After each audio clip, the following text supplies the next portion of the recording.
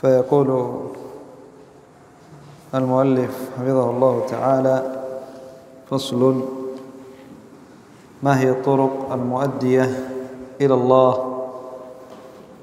أي ما هو الطريق الموصل إلى رضوان الله وإلى جنة الله.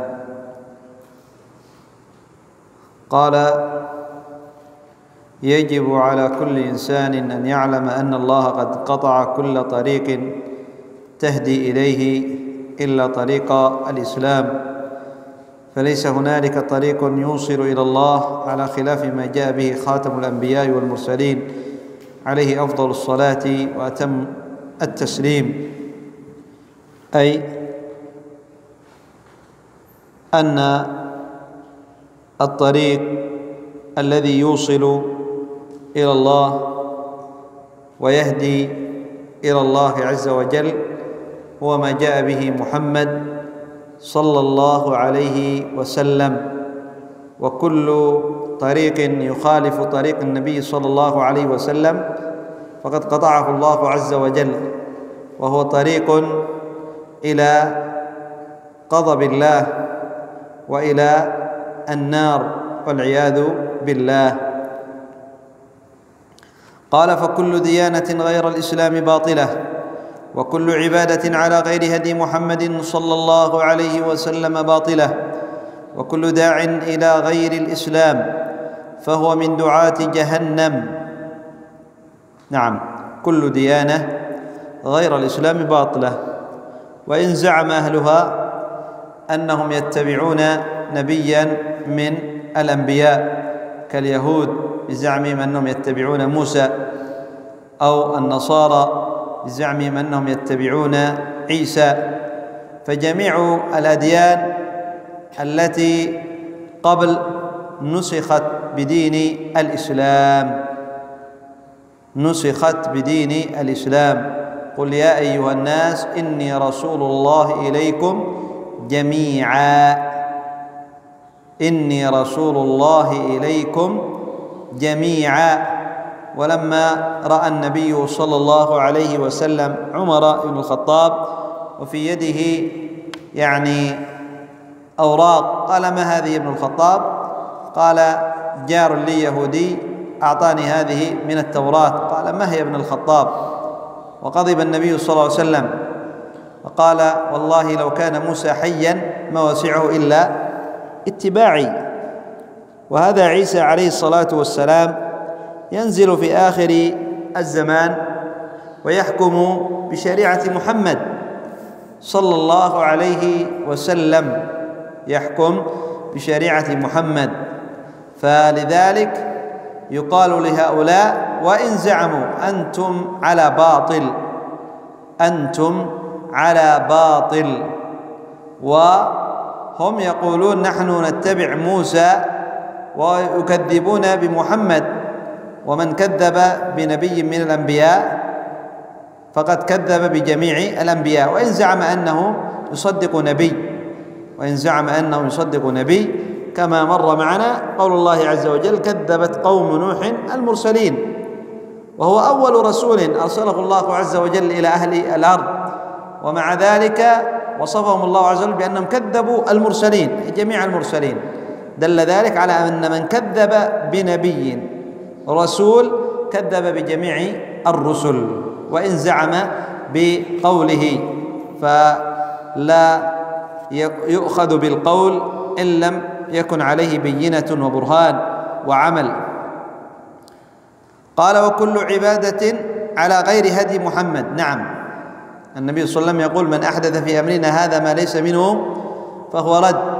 النبي صلى الله عليه وسلم يقول: كل بدعة ضلالة.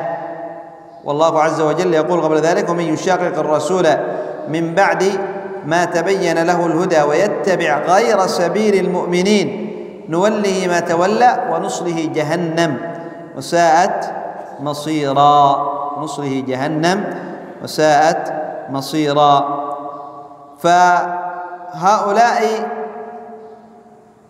الذين يدعون إلى غير دين الإسلام من دعاة جهنم، النبي صلى الله عليه وسلم خطا مستقيما، وخط على جانبي الخط المستقيم من جانبيه خطوطا، فقال: هذا صراط الله المستقيم، هذا صراط الله المستقيم. وهذه الخطوط التي بجانبه على كل خط شيطان يدعو إلى جهنم، شيطان يدعو إلى جهنم. شيطان الجن معروف، وكذلك شيطان الإنس الذي وسوس له شيطان الجن. فكل طريق، كل داع إلى غير هدي النبي صلى الله عليه وسلم هو من دعاة على أبواب جهنم، هو من الذين يدعون إلى جهنم، من الدعاة الذين وصفهم النبي صلى الله عليه وسلم في هذا الحديث: دعاة على أبواب جهنم، من أجابهم إليها، من أجابهم قذفوه فيها، من أجابهم قذفوه فيها. فالعبد المسلم الذي يريد النجاة والذي يريد الطريق الموصل إلى رحمة الله ورضوان الله وجنة الله عليه باتباع هدي النبي صلى الله عليه وسلم، لا باتباع الآراء ولا بالأهواء ولا بالعواطف ولا بالحماسات ولا بتعظيم الأشخاص ورفعهم فوق منزلتهم حتى يجعلهم يشرعوا في دين الله من عبادات وغير ذلك.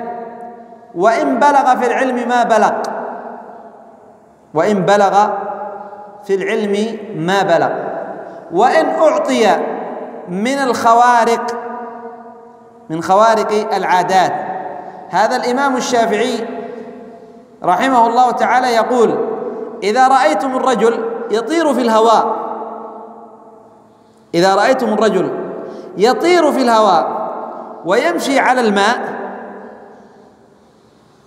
بما معنى كلامه فلا تأخذوا منه حتى تعرضوه على الكتاب والسنة، تعرضوا أمره، هل هو آخذ بكتاب الله وبسنة النبي صلى الله عليه وسلم ولم يأتي ببدعة ولم يخالف هدي النبي صلى الله عليه وسلم وطريقة النبي صلى الله عليه وسلم، هنا يؤخذ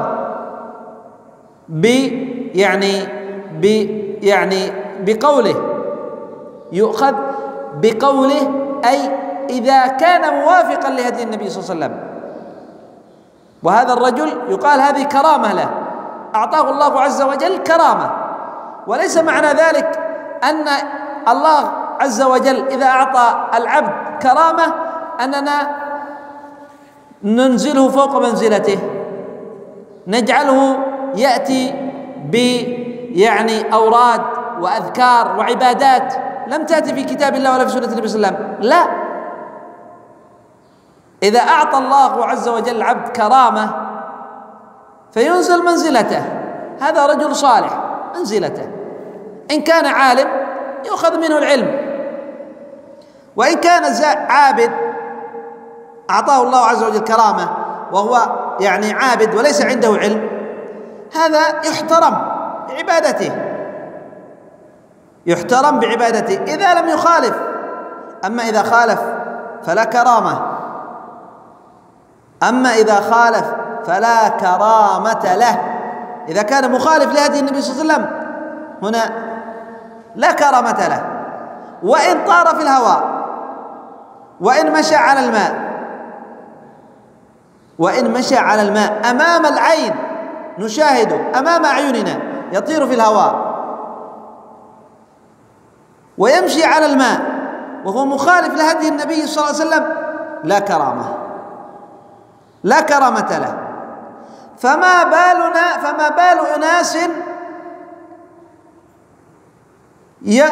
يروى لهم ولم يشاهدوا أن الرجل يعني حصلت له كرامة كذا وحصل له من يعني رجل حج مع الناس وهو كان في بيته في يوم عرفة وذهب وحج مع الناس من مسافة بعيدة، أو يروى فقط، أنت لم تشاهد لكن يروى، وفوق ذلك هو مخالف لهدي النبي صلى الله عليه وسلم، فيصدق ويجعل هذا يعني له أن يشرع في دين الله، فيأتي بأذكار وأوراد لم تأتي في كتاب الله ولا في سنة النبي صلى الله عليه وسلم، فهذا لا ينبغي. الدين واضح والدين كامل، لا يحتاج إلى أن نزيد، لا يحتاج. اليوم أكملت لكم دينكم وأتممت عليكم نعمتي ورضيت لكم الإسلام دينا، والرسول قد بلغ البلاغ المبين. فيا من زعمت بأن هناك عبادة لم يأت بها النبي صلى الله عليه وسلم، اعلم أنك قد اتهمت النبي صلى الله عليه وسلم بأنه لم يبلغ البلاغ المبين، سواء تلفظت أم لم تتلفظ، سواء قلت أن النبي صلى الله عليه وسلم يعني لم يبلغ، وهذا لا يمكن أن يقوله عاقل، أو لم تتلفظ ولكنك أتيت بشيء لم يأت به النبي صلى الله عليه وسلم، عن شيخي. من هذا شيخك؟ مجهول. من هذا الشيخ الذي فوق؟ مجهول، كذاب وضاع. ليس كل من نقل عن شيخ خلاص يصدق، لا. أليس هناك كتب للأئمة في الرجال وتراجم الرجال؟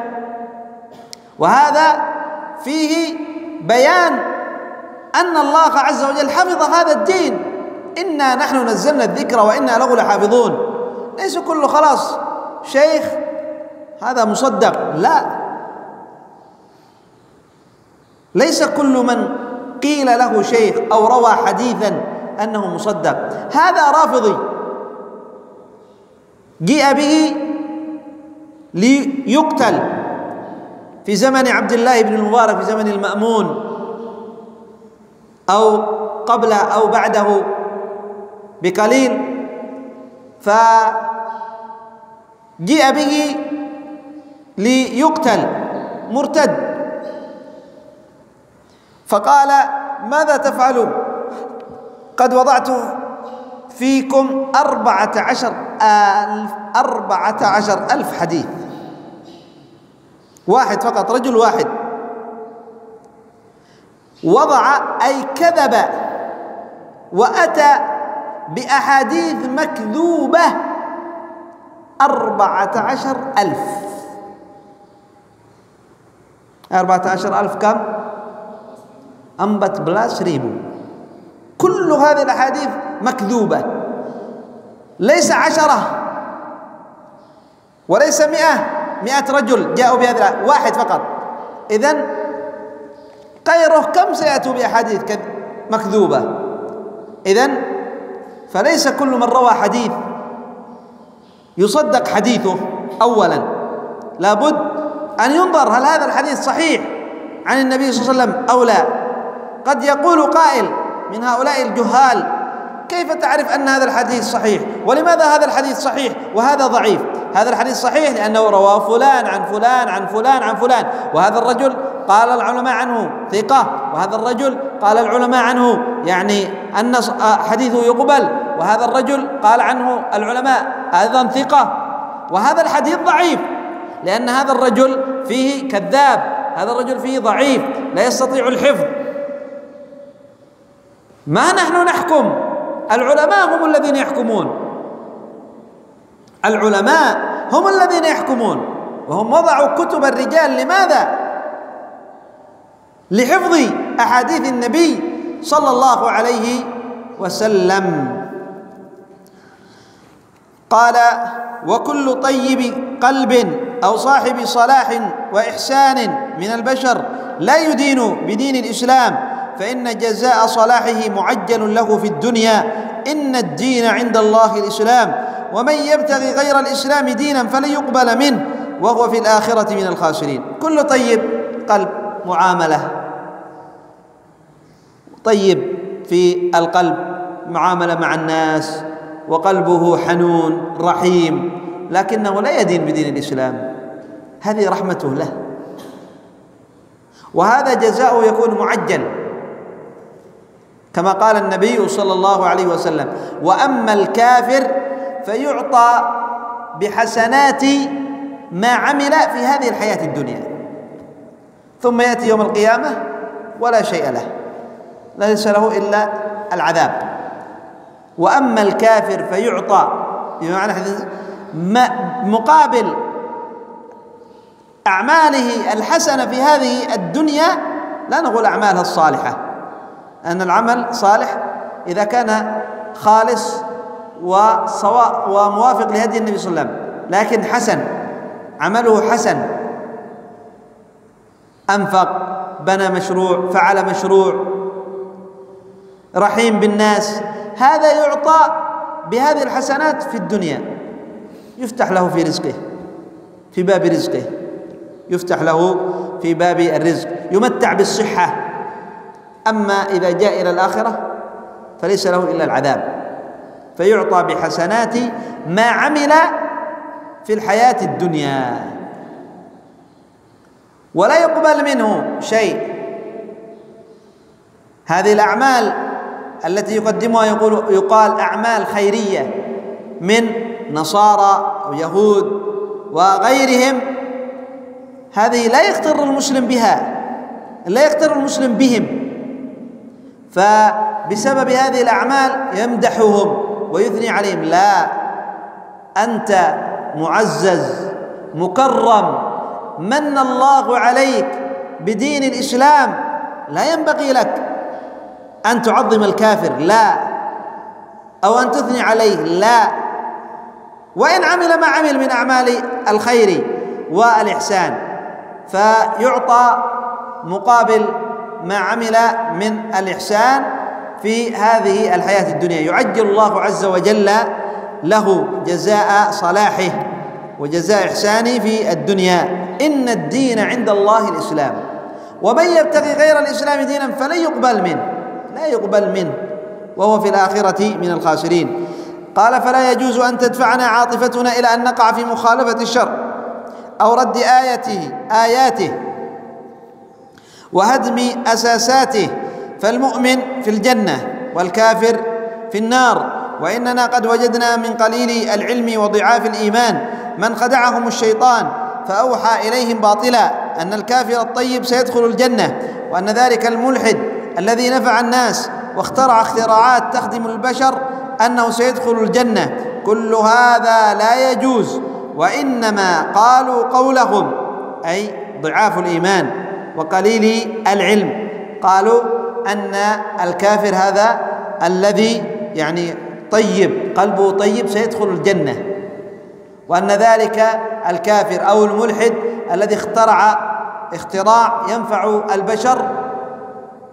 ينفع البشر، جاء بصناعة تنفع البشر، أنه سيدخل الجنة، إنما قالوا ذلك القول.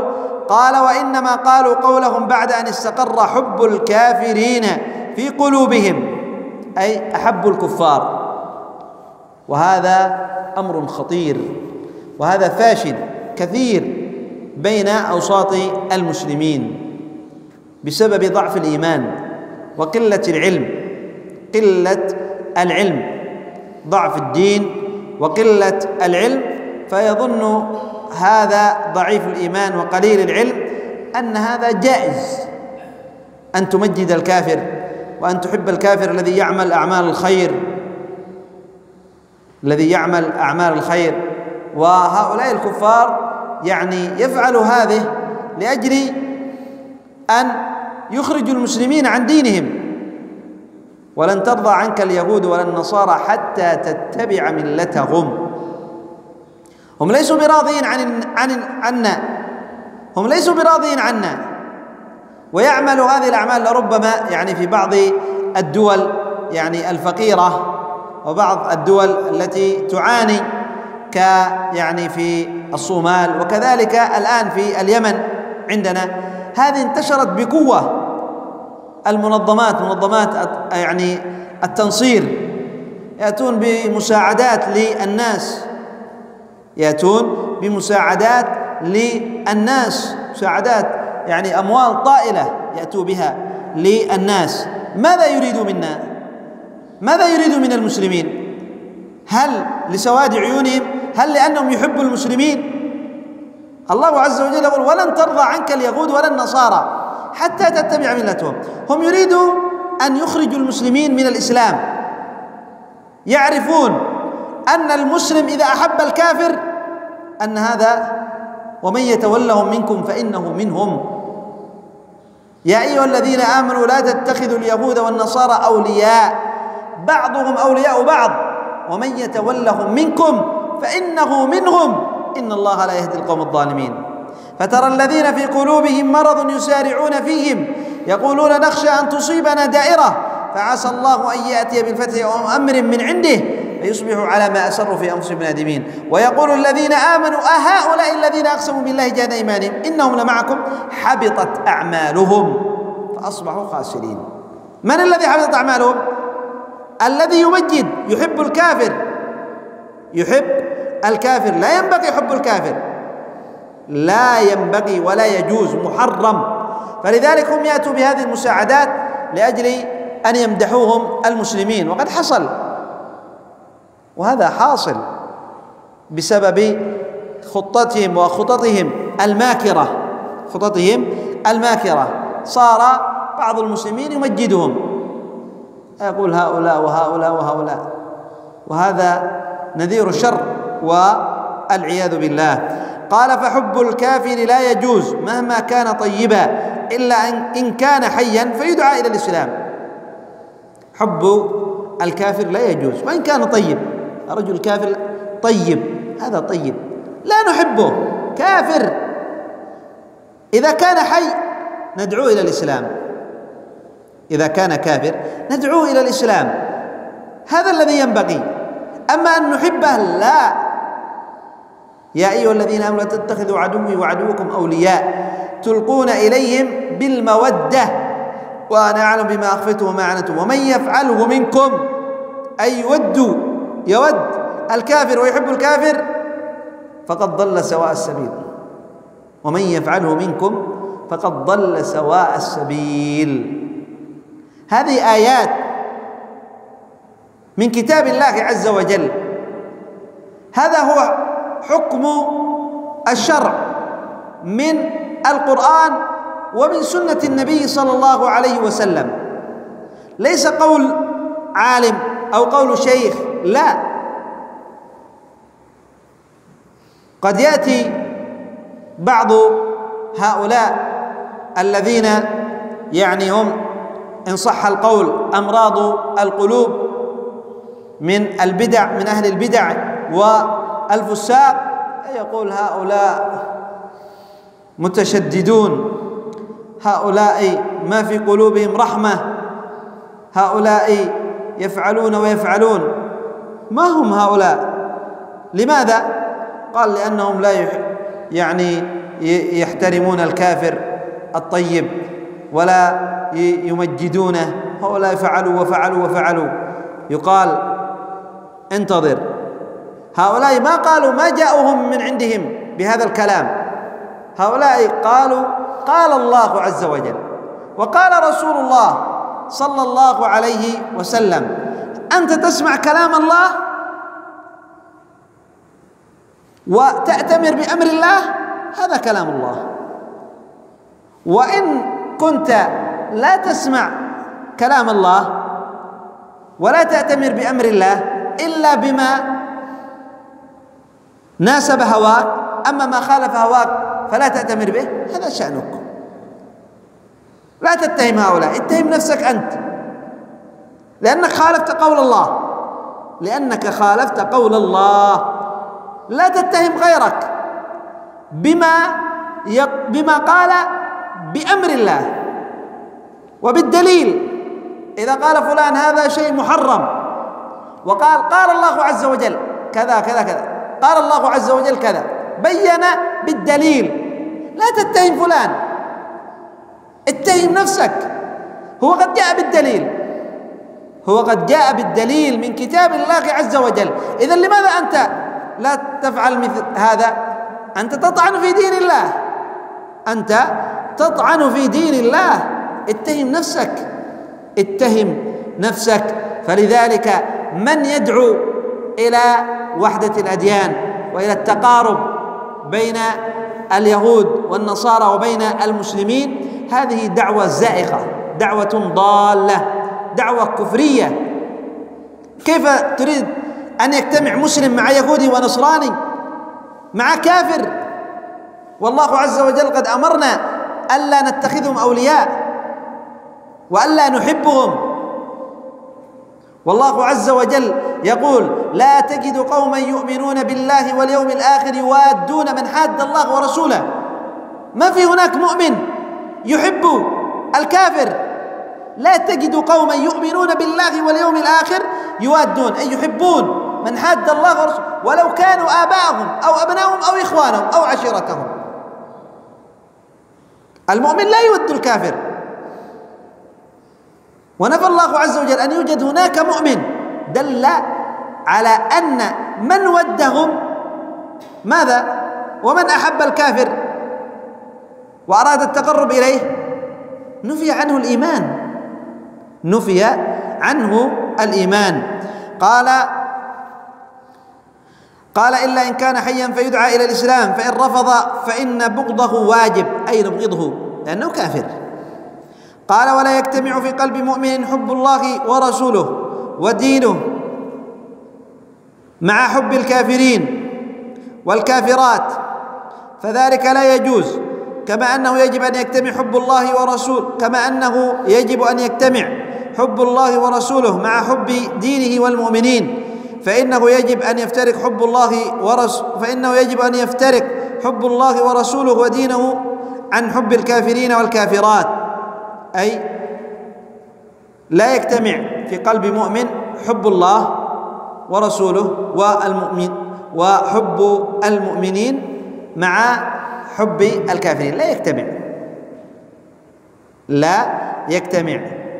ويجب أن يجتمع في قلب المؤمن حب الله وحب رسوله وحب المؤمنين، حب الله وحب رسوله وحب المؤمنين، وبغض الكافرين، وبغض الكافرين. قال: وفي هذا قلت: حبان في قلب الفتى لا بد أن في قلبه في حال يجتمعان، حب الإله مع الرسول وآله مع حب شرعة ربنا الرحمن، ومحبتان تنافيا في شرعنا، حب الإله وحب ذي الكفران، فاختر لقلبك نافع الحب الذي تنجو به يوما من النيران، تنجو به من النيران، وهو حب الله وحب رسوله وحب المؤمنين. ونكون قد انتهينا من هذه الرسالة، ونقرأ الخاتمة. قال: هذا ما يسر الله لي جمعه وتفضل علي بإتمامه، ولي من جمعه مقاصد: أولها أن يكون ملخصا للمراجعة، وثانيها أن يكون لمن ابتغى العلم منفعة تحريت فيه وجازة العبارة وسهل الإشارة وأبسط المقالة. وقبل كل هذا أرجو الله وهو أرجى من طلب أن يجعلها في ميزان حسناتنا، وأن يغفر لنا حظ أنفسنا منها، والحمد لله رب العالمين. كون قد انتهينا من هذه الرسالة الطيبة وهذا الكتيب النافع، ونسأل الله عز وجل أن يكون حجة لنا لا حجة علينا، وأن يكون هذا خالصا لوجهه الكريم، وأن يعيننا على تعلم العلم النافع وعلى العمل به، إنه ولي ذلك والقادر عليه. سبحان ربك رب العزة عما يصفون، وسلام على المرسلين، والحمد لله رب العالمين.